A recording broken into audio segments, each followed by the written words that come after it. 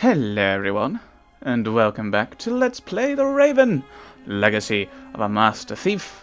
Last time, we finished Chapter 2 with the revelation that Adele and, what was her name? Patricia Mayers, would be sharing a cabin on the Lydia. So, and that maybe they're working together against Inch.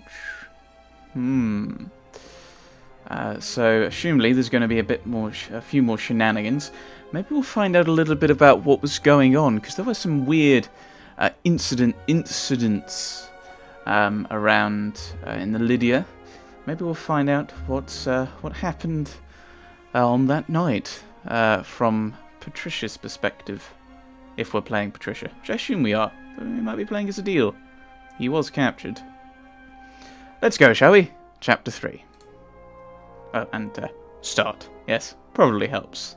Let's go. Oh, come on. I'm trying to do a dramatic let's go, and you're ruining this game. Starting a new yes. Resulting in the autosave file being overwritten. Continue. Yes.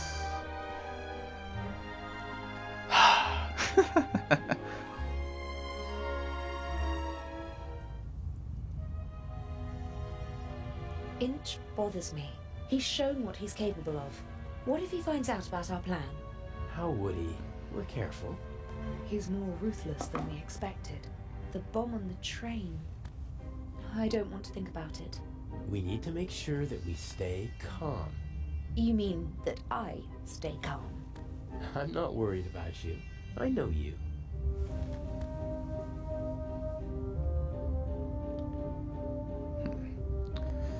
The plan. Shall we go over the plan one more time? Good idea. We know that Inch hid the first eye in the Baroness's luggage. I'll break into her cabin and replace the eye with a fake. Right. We'll steal the second eye in Cairo. And Inch will be caught in the act. It's simple. The devil is in the detail. I have to get into the Baroness's cabin undetected, then find the secret hiding place, and I can't leave any evidence behind. Yes. And Inch said something about a combination, so the hiding place might be locked. One step at a time. I think I'll assess the situation first. And I think I'll make myself comfortable for a little while. Boo. So this is how married life will be.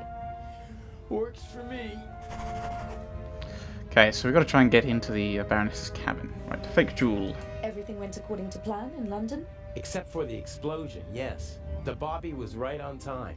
Because he had a good tip-off. I had enough time to take the eye, but unfortunately there was no time to replace it with the fake. Where is it?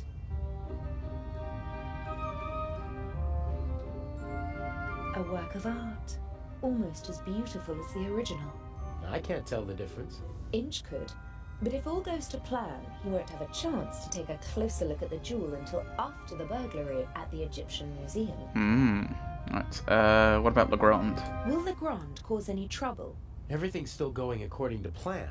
That means he's clever, but not clever enough. And the Bobby? Peasant's cunning, nothing more. He won't be able to solve the puzzle on his own. There's still Inch. He doesn't suspect anything. We laid the foundation well. I've been his assistant for months already. He doesn't trust me, but he thinks he can play me for a sucker. That's enough. The butler.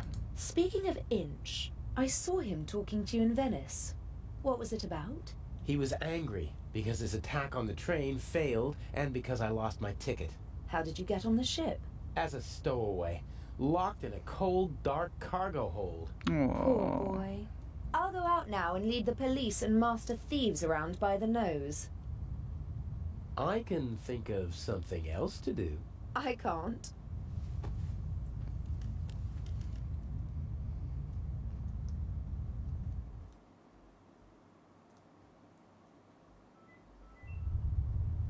Master thieves, you say?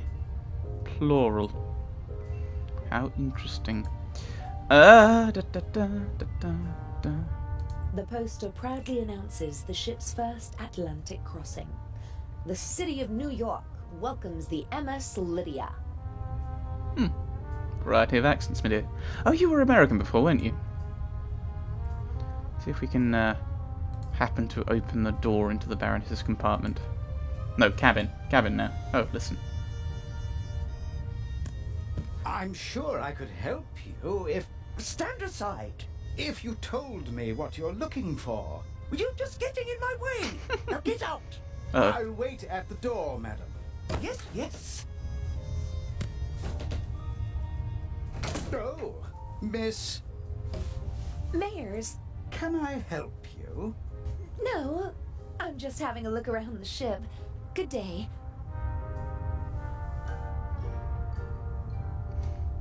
Okay, we're not getting in there then. That was close.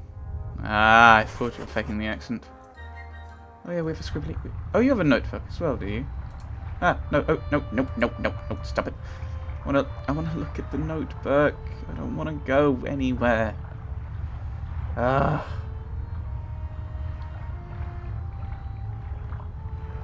Oh well, maybe we can explore whatever area this is. Oh, this area. Oh, this is where Adil was caught, wasn't he? Two handsome sailors are standing at the table and studying a marine map. Good thing they're busy. I can have a look around without being disturbed. Right, let's look at the notebook, shall we? I assume this is just going to include the same stuff as before. Right, the plan. Oh, Alex. Okay, so this is us. We are Alex. She's the best thing that ever happened to me. I never understood that expression until Alex happened. It's a strange feeling. You suddenly have the feeling that someone else is just as important or more important than your own life.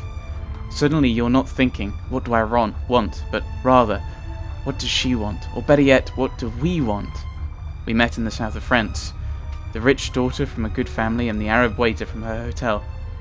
Neither of us were what we appeared to be, and we both noticed it soon enough. Birds of a feather.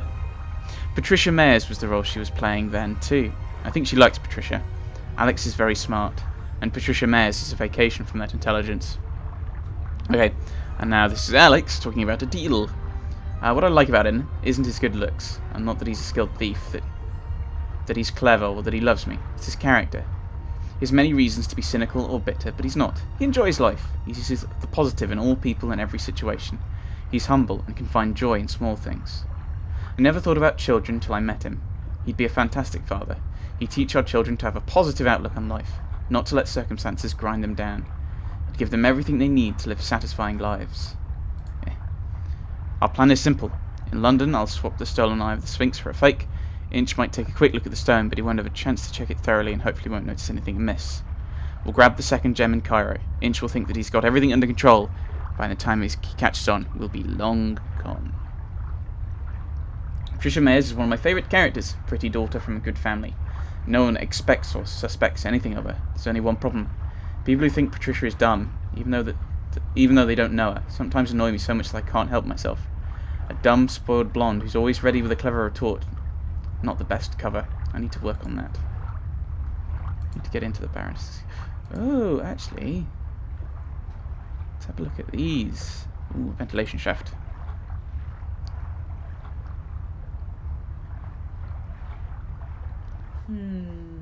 A classic. Indeed. The thief enters through the ventilation shaft. Can it really be that easy? No, it can't. The cover is screwed shut. Alas. Flag. Apparently.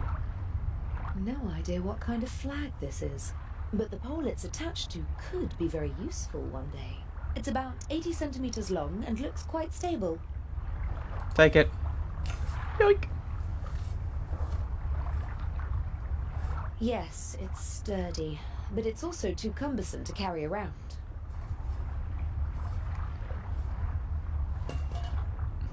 So we're using that with the ventilation. We need to open that. We need to find a way to unscrew it. So I'm assuming with the fact that we've got this, that we're going through the ventilation shaft. So we need to work out what we're doing there. Could go to the forecastle. See if there's anything on the forecastle before we... Obviously, we're just going for a breath of the sea air or something. This should be the entrance to the cargo hold. Not really my concern. Anything else? Shuffleboard court.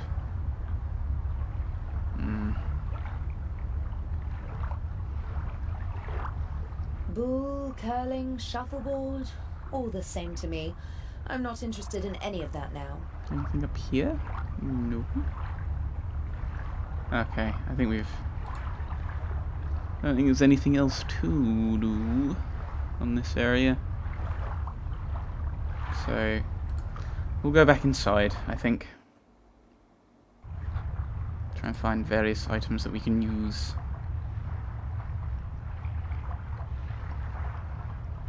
Could try talking to a deal again, but...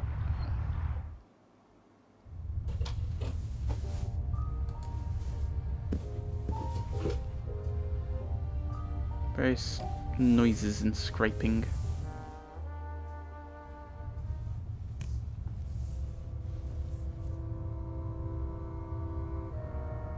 Could go into the medical center as well. Newspaper, I think. Several journals and magazines. Ah, this looks pretty interesting. Art and Culture Today. What's it? Ah, there's something about the exhibition. Unique masterpieces exhibited for the first time together in their home country. Tireless efforts of Baroness von Trebitz.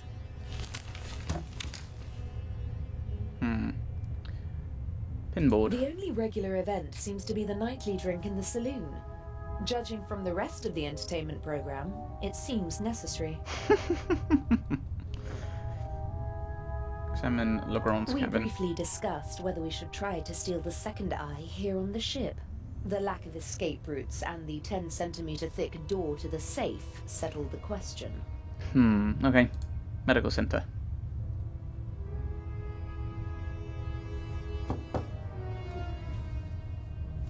Come in. Oh, Dr. Gephardt's in there, is he? Don't know what we're gonna do. How can I help you, young lady? So he's the doctor. Are you the ship's doctor? Yes, of course. You see, that's what I thought, because you've got a uniform and you work in the medical center. Well spotted, young lady. My name is Dr. Gebhardt. How can I help you? Passengers on board. What are the other passengers like? Listen, young lady, I do not really have time to chat right now. Today is my first day, and it is going differently than I had expected. Indeed. You do seem a little stressed. Maybe you should relax. Stress isn't good for you. You're right. If there is nothing else I can help you with. But you weren't really helpful at all. Maybe I'll come back later. Bye now. Okay, maybe we shouldn't press him, because we know he is murderous. So, it's a murderous, not Very fine murderous. handiwork. Murderess. The model maker even wrote the name of the ship on the tiny life preservers. But the winter garden at the back of the saloon is missing, and the stern deck looks different. It was obviously made before the ship was remodeled. I don't know if there's anything else down here we can do, so we'll head up into the saloon. I assume we'll be accosted by De Conti and offered drinks.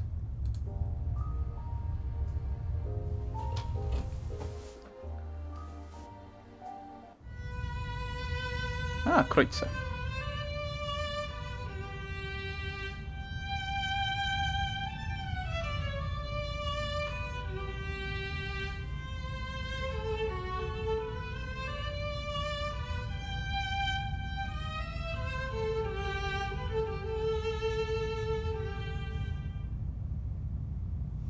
Bravo!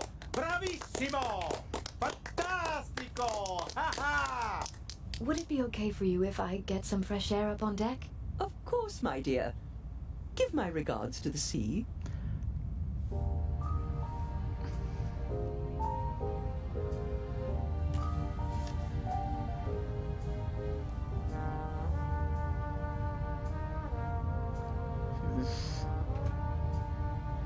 Oh, still cutscene. Right. Tongs. Wooden salad tongs, just small enough to carry around unseen.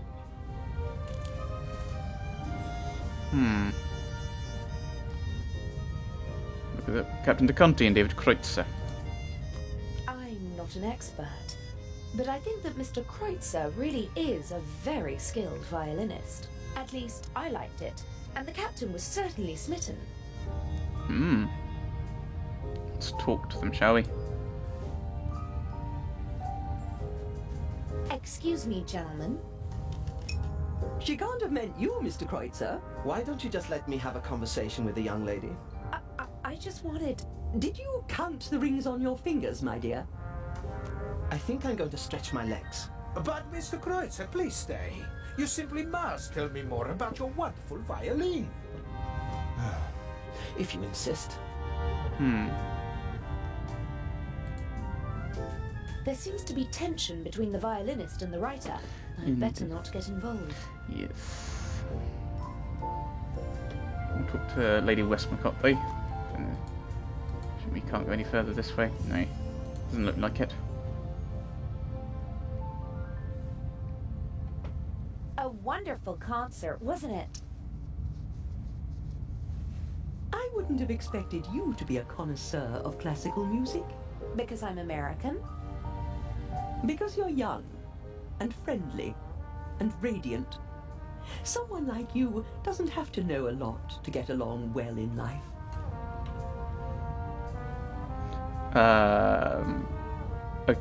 Okay, prejudices. Are you easily prejudiced at your age? In my long experience, there's often a core of truth at the center of every prejudice. Prejudice is the reason of fools. Was that written in a book you once read? Oh, I've read many books. Good books. But not my books, you mean to say? You're a writer? Mm-hmm. What can I do for you, Miss... Mayors.